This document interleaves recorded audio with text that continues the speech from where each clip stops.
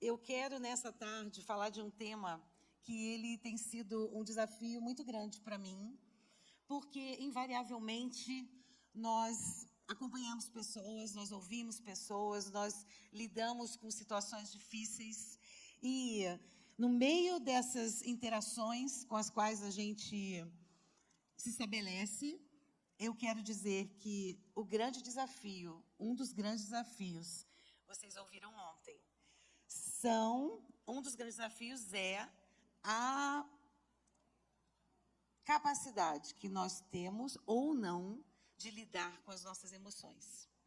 Eu quero começar lendo um versículo que diz assim, vamos falar primeiramente de Jesus. Jesus realizou muitas outras maravilhas. Se todas elas fossem escritas, uma por uma, acredito que nem mesmo o mundo inteiro seria capaz de conter os livros que se escreveriam. João 21, 25. É o último versículo do Evangelho de João. Eu quero dizer para vocês o seguinte.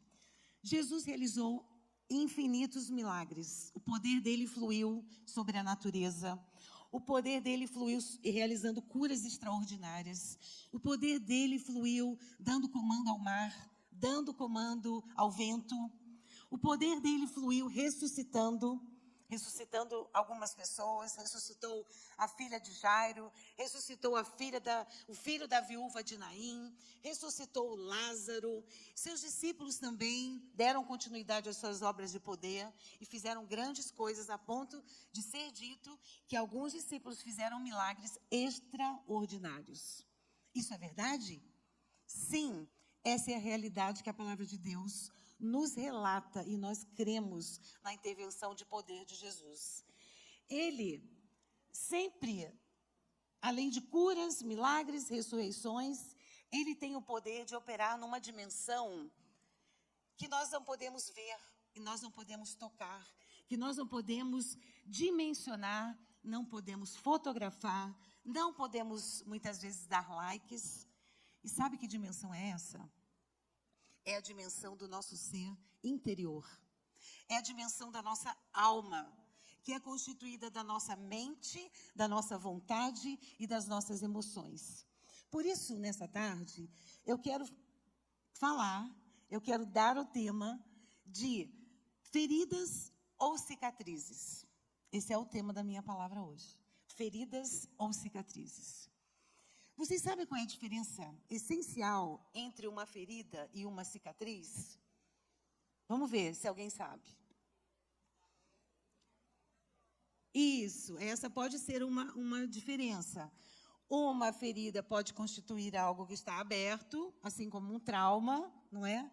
E uma cicatriz é um indicativo de que aquele tecido, de que aquela região que foi ferida já foi cicatrizada, já foi reconstruída, já foi regenerada. Pois muito bem, todas nós vivemos numa escola, chamada escola da vida. E é muito interessante, porque quando você tem contato com uma escola, qualquer que seja, se ela é uma escola séria, ela vai ter um currículo. Ela vai ter uma série de disciplinas e matérias que fazem parte do ensino naquela instituição. E não só naquela, mas nas instituições equivalentes. Por quê? Porque existe um Ministério da Educação que trabalha tornando o mais similar possível cada item do currículo, certo? Pois muito bem, você está no currículo da vida. E no currículo da vida, nós viveremos algumas feridas, inevitavelmente.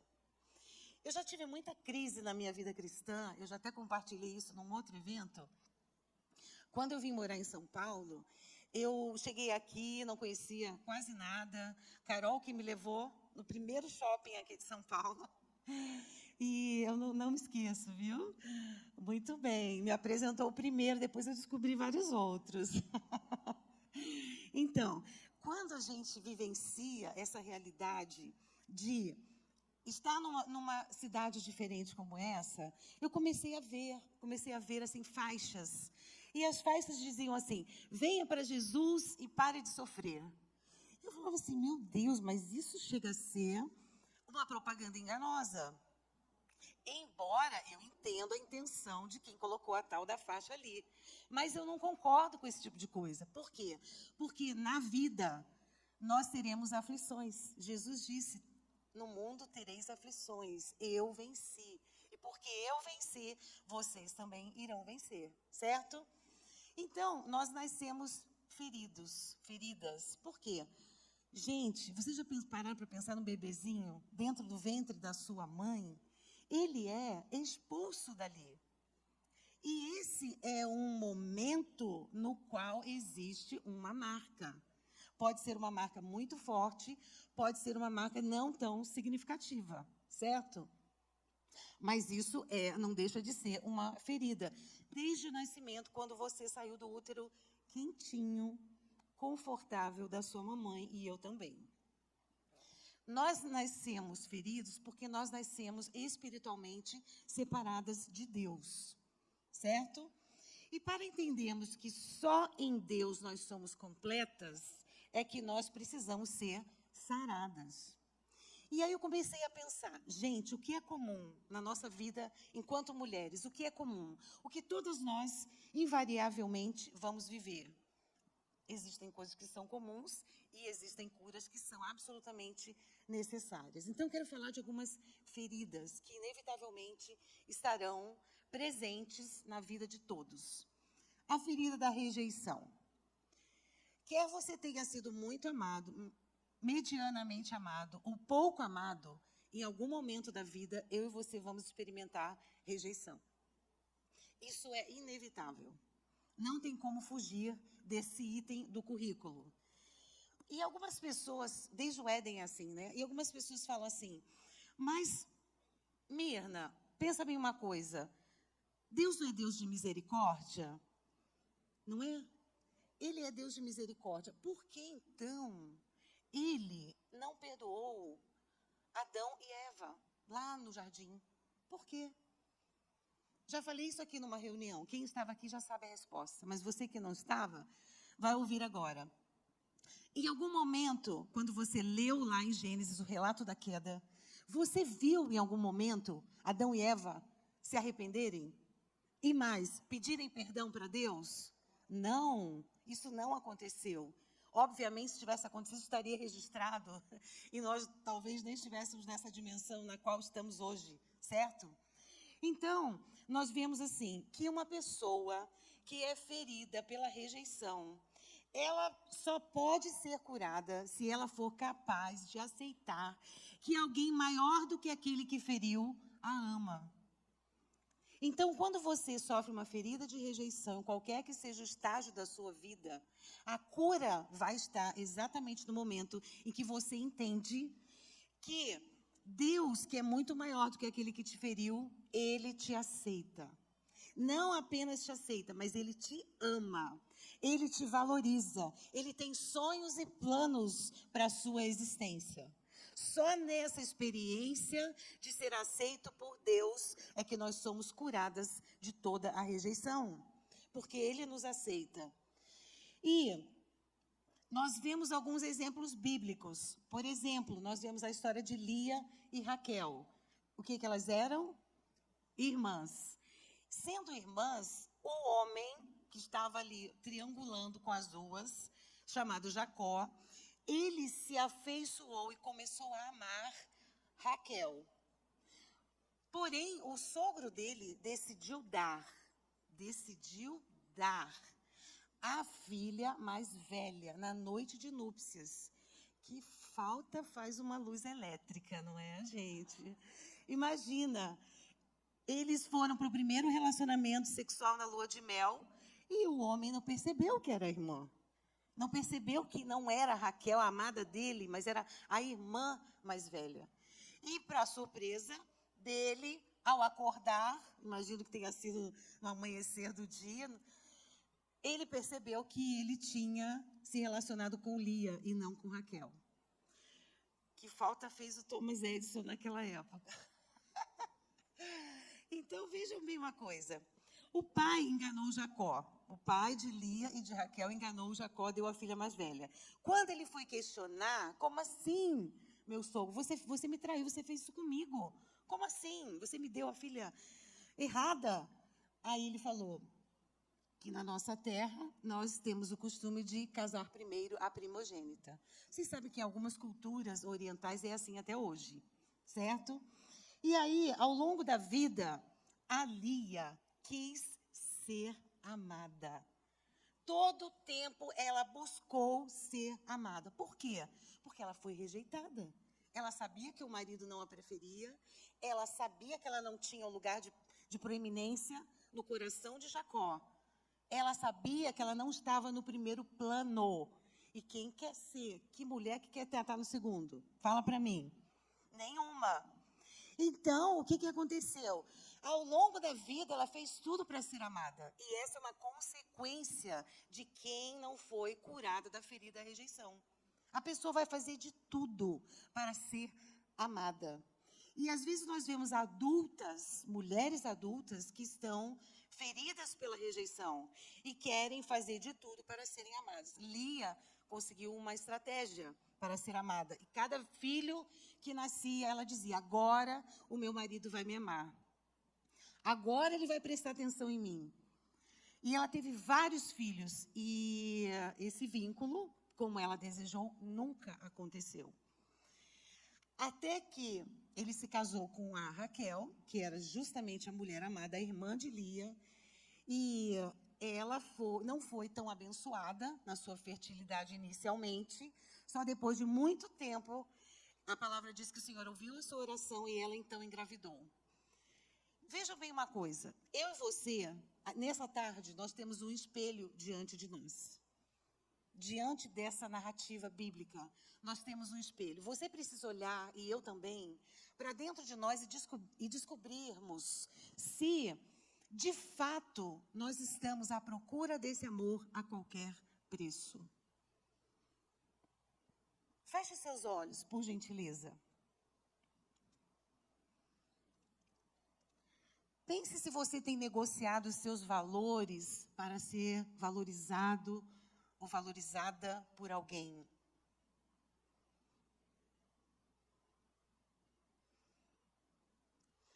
Pense se você, em algum momento, se sente implorando a atenção, o carinho e o afeto de algumas pessoas.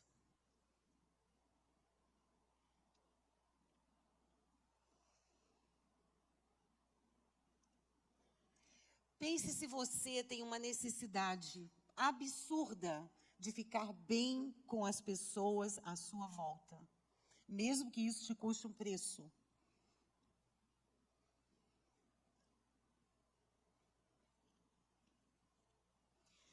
Esses são 3 sinais muito característicos das pessoas que ainda se encontram marcadas pela rejeição. Outro item do nosso currículo de vida é a injustiça. Se eu fosse perguntar aqui, seguramente todas nós já vivemos em algum momento a injustiça. A injustiça é uma outra ferida. Sabe quando você faz tudo que está ao seu alcance? Sabe quando você faz com a melhor de todas as intenções? Quando você cuida, quando você valoriza, quando você ama, quando você despende do seu tempo, da sua atenção, faz tudo o que é possível. E, de repente, alguém questiona o seu agir. Ou alguém a quem você amou profundamente elabora críticas a seu respeito, fala mal de você, questiona tudo que você intenciona fazer, e isso é um pecado, porque questionar a intenção é um julgamento temerário, e nós não devíamos realizá-lo nunca. Quando nós sofremos injustiças, nós podemos ter, como sinal da injustiça que sofremos, uma resistência às pessoas que estão em posição de autoridade. Isso já aconteceu comigo. Eu vim de uma estrutura na qual eu presenciei E eu mesma experimentei muitas injustiças. E chegou um momento que eu falava assim, bom, não é isso que eu quero para a minha vida. Não é esse tipo de ferida que eu quero.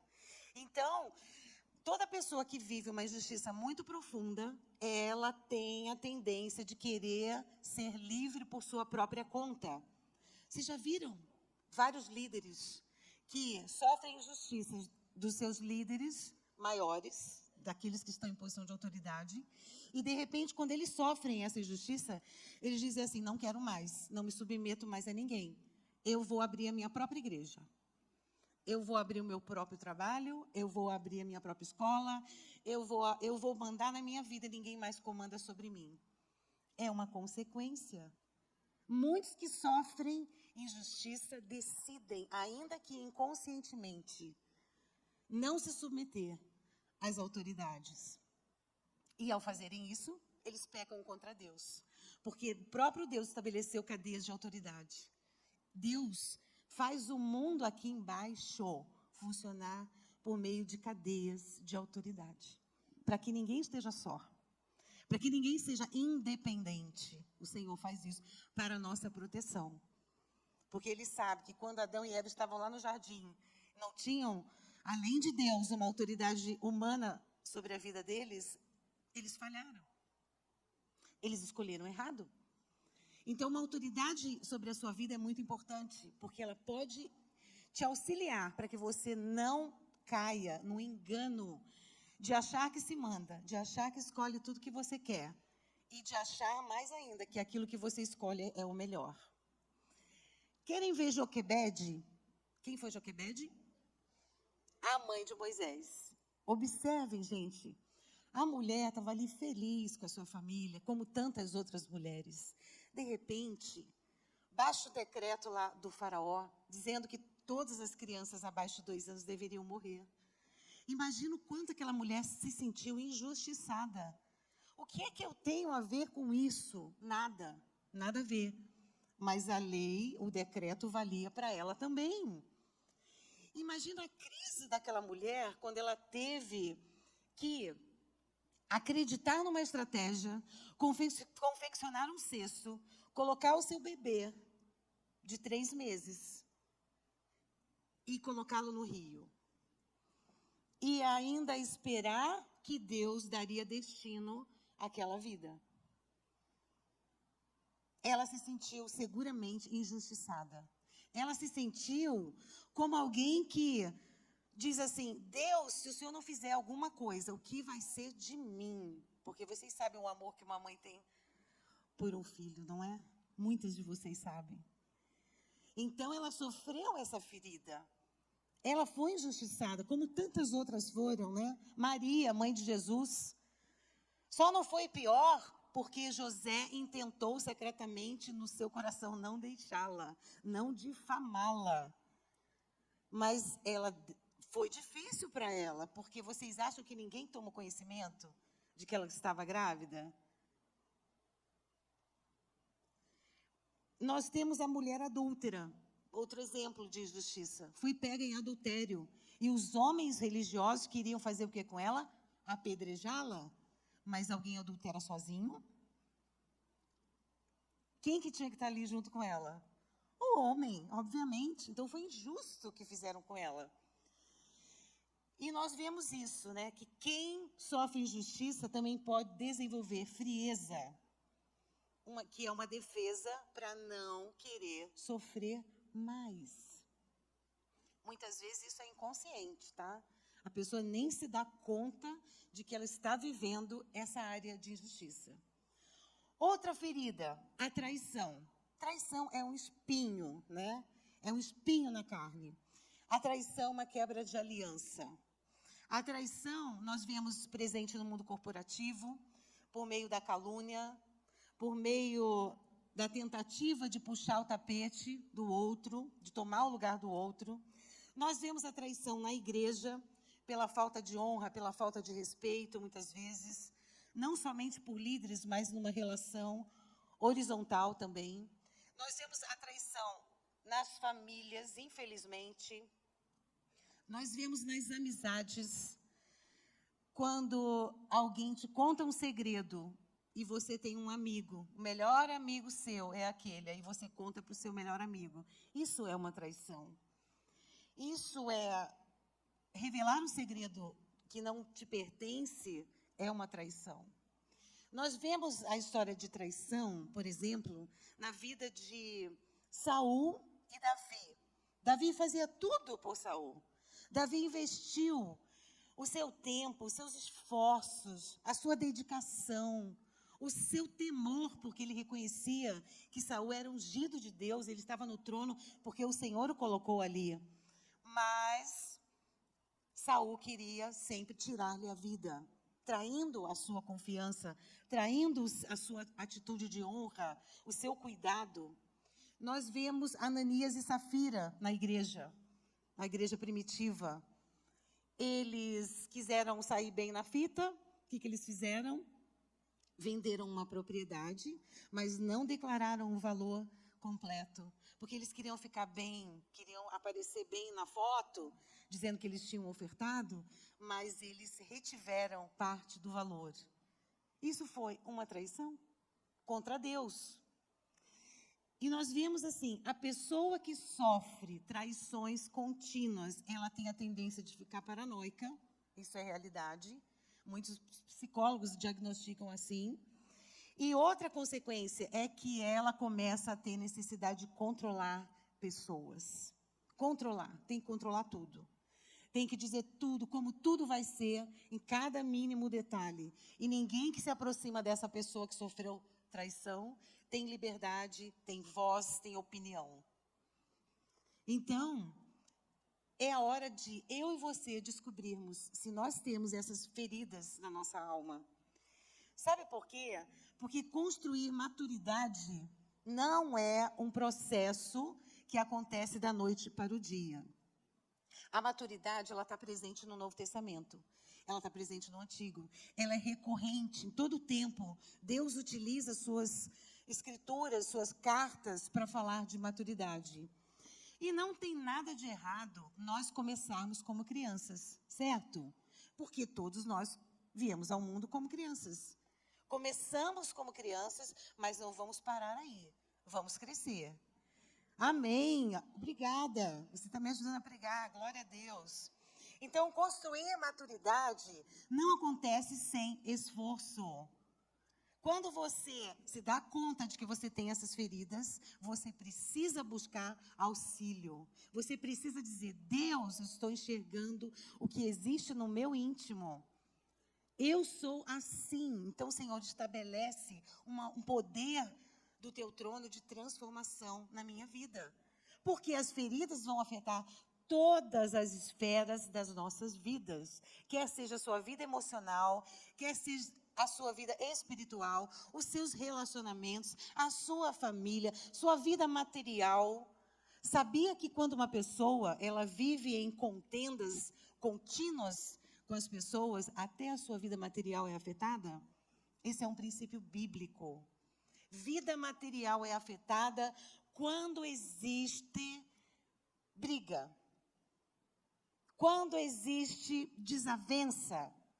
Então, se eu estou olhando algumas esferas da minha vida, eu estou trabalhando, eu estou dizimando, eu estou ofertando, eu estou economizando, fazendo planejamento familiar, mas, de repente, eu percebo que tem alguma coisa errada, tem alguma coisa travando a minha vida.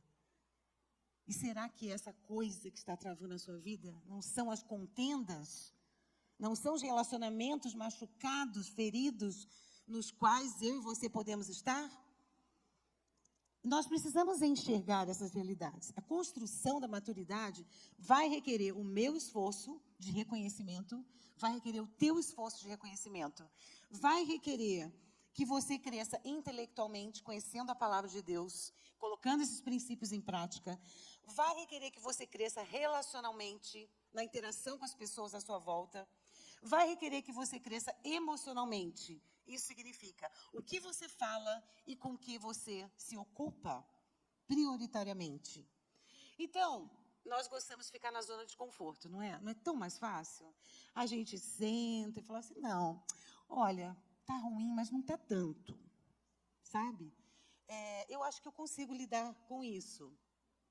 Porque, afinal de contas, eu vou ter que abrir mão de muita coisa para ser curada. Enquanto você e eu vivermos na zona de conforto, achando que está tudo bem, está tudo tranquilo, a nossa vida não anda. Nós estamos num ciclo. A nossa vida não anda, mas a gente não está disposto a se arrepender das nossas falhas. E mesmo quando nós não temos culpa das feridas que sofremos, nós precisamos reconhecê-las, porque desse reconhecimento virá a cura.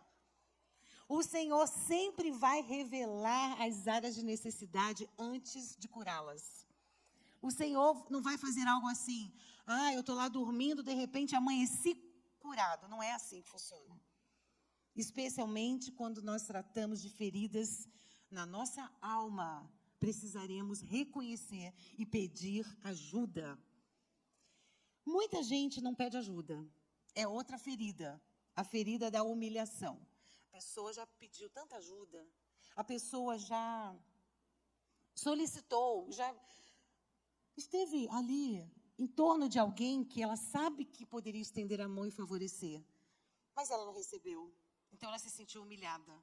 A humilhação é uma das feridas mais danosas que existe. Sabe por quê? Porque ela gera um sentimento de que parece que ninguém se importa comigo. Parece que ninguém me ama. Parece que se eu tentar de novo, eu vou sofrer essa ferida novamente. Mas eu e você podemos olhar para dentro de nós e reconhecer. Por que eu não peço ajuda? Porque o meu orgulho não permite?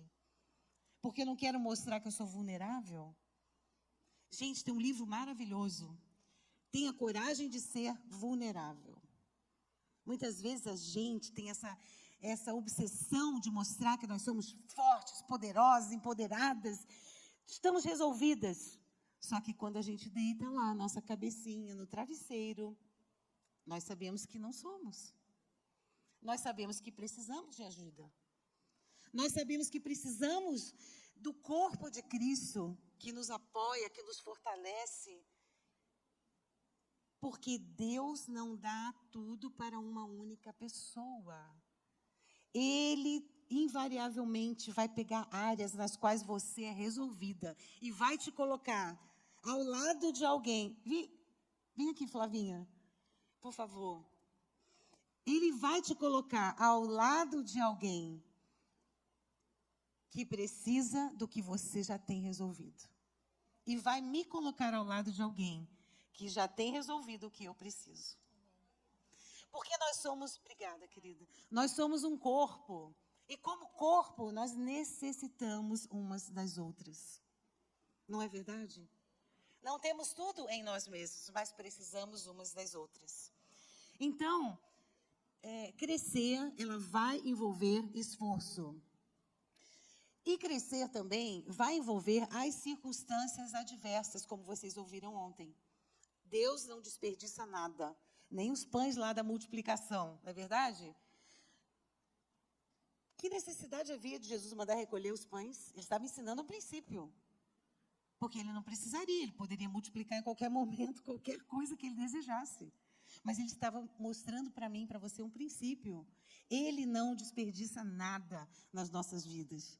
Todas as tuas lutas, todas as suas demandas, todas as suas dúvidas, todas as suas crises, todas as suas feridas, tudo isso Deus vai usar para o teu bem.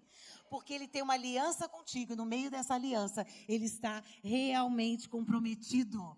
A obra que Ele começou na sua vida, Ele vai até o fim, Ele não desiste no meio do caminho. Em nome de Jesus. E aí nós vemos o realismo da vida, expresso em 2 Coríntios 4:8, que diz: em tudo somos atribulados, mas não angustiados, perplexos, mas não desanimados, perseguidos, mas não desamparados, abatidos, mas não destruídos. Nas adversidades existe crescimento. Vejam, por exemplo, o que o Senhor fez com José. José era o filho preferido de Jacó, tão preferido que recebeu uma roupa especial, uma túnica toda colorida. E se vocês pararem para pensar, ele não vai ficar chateado comigo, José não está ouvindo agora. Mas se Se vocês pararem para pensar, ele tinha um quesinho de vaidade. Não tinha? Tanto é que ele vestiu essa túnica, ele queria aparecer, dizer, eu sou especial para o meu pai. E, de fato, o pai o tratava de forma diferenciada. Mas aí, Deus, que é soberano, extremamente sábio, não está preso ao nosso tempo cronos, mas está vendo lá na frente, tudo para ele é um presente contínuo. Ele diz assim, eu escolhi esse cara, escolhi esse José para fazer uma obra maravilhosa na vida dele e através dele. Mas só que, com esse orgulho todo, não vai dar. Não vai dar. Preciso estabelecer um processo para ele. Preciso colocá-lo num processo para que, sendo trabalhado no seu íntimo, aprendendo a se render à voz de Deus, à direção de Deus, sofrendo injustiça tantas vezes, ele foi preparado. Foi vendido aos ismaelitas como escravo por 20 moedas de prata. Foi parar no Egito. No Egito foi comprado pelo general da guarda, né? Isso. E lá, o que aconteceu? Ele sofreu injustiça porque a esposa desse dono dele, do seu senhor, quis se deitar com ele. Mas pelo temor que ele tinha a Deus, porque essa não era a área fraca dele, graças a Deus, ele disse não. E ao dizer não, ele foi acusado injustamente, foi preso, essa história que vocês já conhecem. Foi aprisionado injustamente, sofreu assédio. E depois ficou lá, preso. E Deus não estava vendo toda aquela injustiça? Claro que sim. Aliás, o Senhor estava usando aquela injustiça para lapidar no caráter dele as condições que o fariam hábil para o futuro, quando ele seria o governador do Egito. E isso é tão realidade que ele fala para os seus irmãos, quando ele os encontra, ele diz, vocês intentaram mal contra mim, mas o Senhor o transformou em bem, porque ele tinha um propósito de, através de mim, salvar muitas vidas. Nós vemos, por exemplo, a história de Davi, que eu já citei, né, que foi extremamente perseguido por Saul continuamente. Nós vemos a história de Esther, que ficou órfã, e mesmo sendo órfã, recebeu um grande e poderoso desafio de ser escolhida rainha da Pérsia e poder também ser usada por Deus para libertar os judeus. Nós vemos a história de Ruth, que decidiu seguir a sua sogra em tempos tão áridos, tão difíceis, tempos tão carentes. Mas ela foi extremamente recompensada na sua trajetória, na sua disciplina, no seu amor pela sua sogra Noemi. Nós vemos a história de Ana, que viveu o drama da esterilidade, mas ela orou e foi atendida. E se a gente pensar muito bem, quando é que você mais cresce na sua vida? Quando? Quando está tudo bem, quando você está de férias, sei lá onde. É nesse tempo? Não é. Como é que nós desenvolvemos a virtude do perdão, por exemplo? No meio da ofensa, quando nós temos que exercitar essa prática. Como é que nós desenvolvemos a virtude da generosidade? Quem é mais generoso? Geralmente é aquele que passou por dificuldades, por carências. Quando é que o Senhor mais desenvolve a nossa virtude de paciência? O que Ele faz? Ele nos dá marido. E Ele nos dá filhos também. Filhos. PhD. PhD na paciência. Você não, tá, amor? Você é linda. E é mesmo. Então, nós precisamos ter essa consciência de que nos processos da nossa vida, o Senhor vai sempre nos amadurecer. E a maturidade também implica em aceitar que nem tudo eu e você vamos entender. Não vamos entender tudo, queridas. Não é? Ontem a Mônica falou sobre isso aqui. Não vamos entender, mas mesmo sem entender,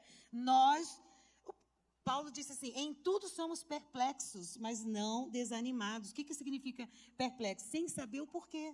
Isso é o significado de perplexo. Estou perplexa, não entendo o porquê dessa situação. É isso que significa. E o inimigo sabe muitas vezes disso. Mas o que ele faz? Ele sabendo da nossa debilidade, ele sabendo que nós temos algumas feridas, ele sabendo que nós temos algumas consequências visíveis dessas feridas, ele intenta nos convencer de que Deus talvez não seja tão bom assim. Ele tentou fazer isso com Jó. Tem até uma mensagem que fala sobre as teses de Satanás, né? Assista no YouTube, é maravilhosa. Do pastor Hernandes Dias Lopes. E se nós damos lugar às dúvidas, é nisso que o diabo tira proveito. Mas se você e eu nos arrependemos do nosso orgulho, da injustiça que sofremos, se nós nos arrependemos da rejeição, mesmo não tendo sido culpa nossa, se nós dizemos, Senhor, essa ferida está em mim, tira ela de mim, eu não quero viver as consequências. Sabe, queridos, uma vez, eu não era tão amadurecida quanto eu sou hoje, né? E um dia eu via uma pessoa que tinha um perfil de querer agradar todo mundo o tempo inteiro, quem quer que fosse. Aquilo me irritava de um jeito, acho que porque eu não sou assim, então aquilo me irritava. Geralmente, quando nós não temos uma característica, o outro, aquilo parece que pesa mais, né? Aquilo gera uma irritação na gente. Aí, um dia eu estava numa livraria, aí eu olhei assim, a capa de um livro, O Vício de Agradar a Todos. É esse mesmo, vem aqui. Presenteei a irmã. Falei, gente, essa irmã precisa ler esse livro, pelo amor de Deus. Nós não temos que ter essa marca na nossa vida. Vício de querer agradar todo mundo. Sabe por quê? Porque nem Jesus conseguiu. Tá bom? Então, não tenha essa expectativa, ela vai ser frustrada. Ok? Então, quando nós temos consciência de tudo isso, nós nos rendemos ao Senhor para sermos curadas. Por muito tempo na minha vida, eu resisti de pregar esses temas nos encontros de mulheres. Sabe por quê? Porque é tudo que todo mundo fala sobre as mulheres. Eu pensava assim, meu Deus, mas eu queria mais é que essas mulheres estudassem teologia, que elas se aprofundassem na geografia bíblica, na história, que elas conhecessem a cultura de Israel. Eu queria isso de todo o meu coração. Mas o Senhor tem mostrado para mim que essa não é a necessidade das mulheres. Você pode buscar um curso, faça, estude, isso é maravilhoso. Mas eu sei que Deus tem falado comigo que essa não é a necessidade premente das mulheres. Por isso que eu estou aqui falando desse tema. Só por isso, em obediência ao Senhor.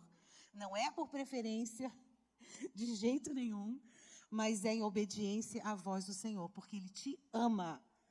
E Ele está investindo em você, em cada momento que alguém se coloca aqui, atrás desse púlpito, o Senhor está dizendo, eu te amo. Estou lançando sementes de vida sobre a sua vida, em nome de Jesus.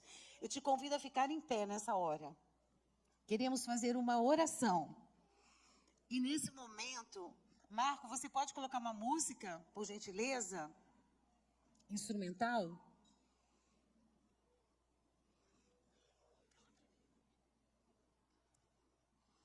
Eu gostaria que você fizesse uma autoavaliação nesse momento. Na realidade, todas nós já vivemos essas feridas, mas o Senhor quer que elas se tornem apenas cicatrizes nas nossas vidas. E eu te convido em nome de Jesus, se você identifica pelo agir do Espírito Santo de Deus na sua mente, na sua memória nessa hora, se você identifica, então eu quero que você fale com o Senhor, abra a sua boca e diga, Senhor, eu reconheço que na minha vida existe uma necessidade de agradar todo mundo, que na minha vida existe uma necessidade de ter controle, que existe essa paranoia de querer ter controle sobre tudo, quando na verdade isso é impossível. Eu reconheço na minha vida que existem marcas que me impedem de ter relacionamentos saudáveis, que existem marcas que me levam a ser uma pessoa conflituosa, que gera contenda, que afeta e é afetada pela falta de paz. E nessa hora eu me arrependo. Se esse é o seu caso, abra a sua boca e diga: Senhor, eu me arrependo e eu quero ser transformada pelo poder do Teu Espírito Santo que está presente na minha vida.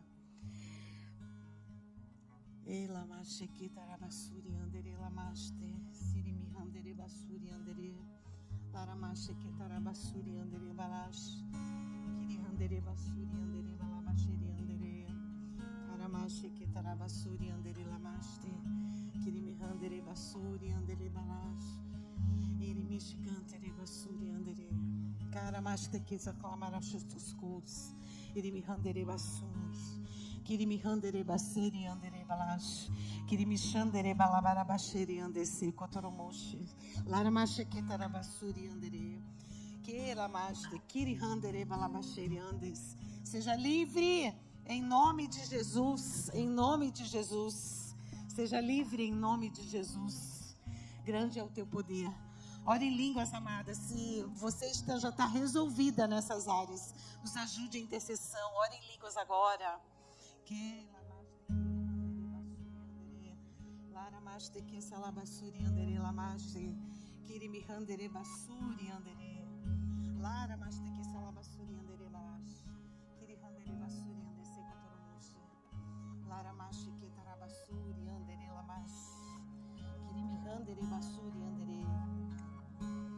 A palavra do Senhor diz que nós somos o bom perfume de Jesus.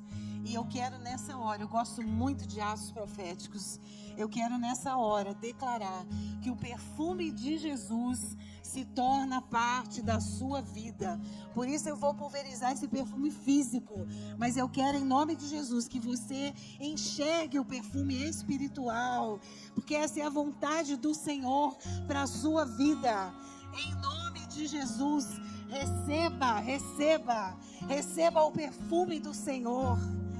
E exale esse perfume por onde o Senhor te levar, para a glória de Deus, em nome de Jesus. Senhor, o teu perfume é marcante, o teu perfume é maravilhoso, ele impacta, ele exerce influência. Em nome de Jesus, eu profetizo que esse perfume toca a vida dessas irmãs. Elas são conduzidas pelo poder do teu Espírito. Elas são capazes de produzir frutos abundantes. Em nome de Jesus. Em nome de Jesus.